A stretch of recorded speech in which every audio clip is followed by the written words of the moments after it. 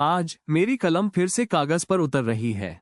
एक अजीब सी बेचैनी है मन में, जैसे कोई पुराना दर्द फिर से कुरेद रहा हो। सावन का महीना है, बादल घूमड़ रहे हैं और बारिश की फुहारें मिट्टी की सौंधी खुशबू बिखेर रही है। ये खुशबू मुझे उस गांव की याद दिलाती है जहां मैंने अपनी जवानी बिताई थी, जहां मैंने प्यार किया था और जहां मैंने वो तीसरी कसम खाई थी जिसने मेरी जिंदगी बदल दी। मेरा नाम हीरामन है और मैं एक बैलगाड़ी चालक हूँ। जीवन मेरा बड़ा ही साधारण था। सुबह उठना, बैलों को तैयार करना और फिर गांव-गांव जाकर सामान धोना, यही मेरी दिनचर्या थी। मेरी गाड़ी ही मेरा घर थी और मेरे बैल, मोती और हीरा मेरे साथी। फिर एक दिन मेरी गाड़ी में एक नौटंकी वाली चढ़ी। उसका नाम था हिरियाबाई। वो एक खूबसूरत औरत थी। उसकी आंखों में एक अजीब सी चमक थी और उसकी मुस्कान में जादू था। मैं उस पर मोहित हो गया।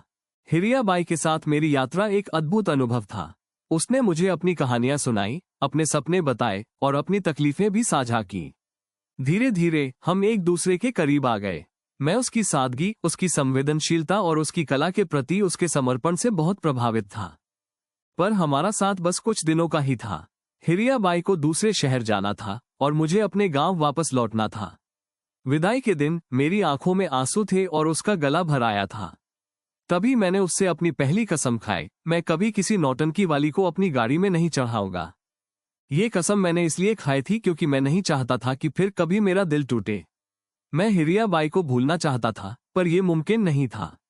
उसकी यादें हमेशा मेरे दिल में बसी रहीं। कुछ महीने बाद मेरी गाड़ी में एक जमींदार की बेटी चढ़ी। वो बहुत घमंडी और बदतमीज थी। उसने मुझे बहुत परेशान किया। मुझे उससे नफरत हो गई। जब उसने मुझे पैसे देने से इनकार कर दिया तो मेरा गुस्सा फूट पड़ा। मैंने उसे गाड़ी से उतार दिया और उसे पैदल ही गांव जाने को मजबूर कर दिया।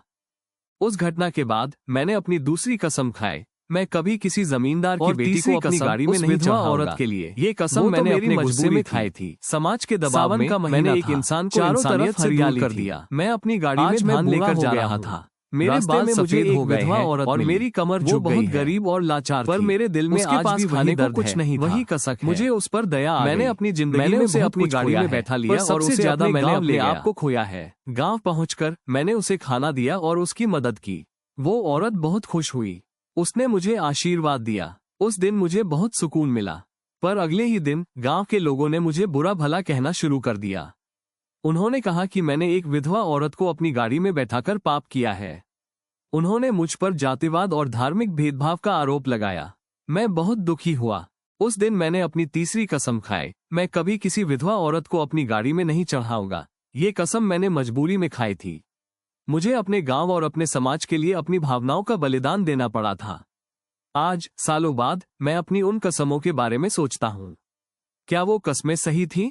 क्या मैंने सही किया था?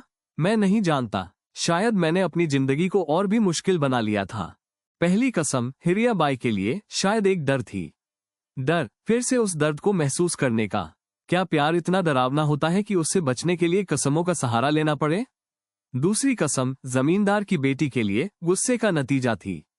क्या गुस्सा इतना अंधा बना देता है कि हम सही और गलत में फर्क करना भूल जाते हैं? और तीसरी कसम उस विधवा औरत के लिए। वो तो मेरी मजबूरी थी। समाज के दबाव में मैंने एक इंसान को इंसानियत से दूर कर दिया। आज मैं बूढ़ा हो गया हूँ। मेरे बाल सफेद हो गए हैं और मेरी कमर झुक गई है। पर मेरे दिल में आज भी वही दर्द है, वही कसक है।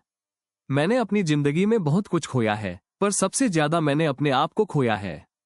मैं अब बस यही चाहता हूं कि मेरी कहानी से लोग सीखें। वो कसमों के बंधन में न बंधें। वो अपने दिल की सुने और इंसानियत को सबसे ऊपर रखें। बरसात तेज हो गई है। मेरी कलम भी अब साथ छोड़ रही है। शायद अब लिखने का वक्त नहीं रहा। अब तो बस इंतजार है उस दिन का जब मैं इन कसमों के बोझ से मुक्त हो जाऊंगा।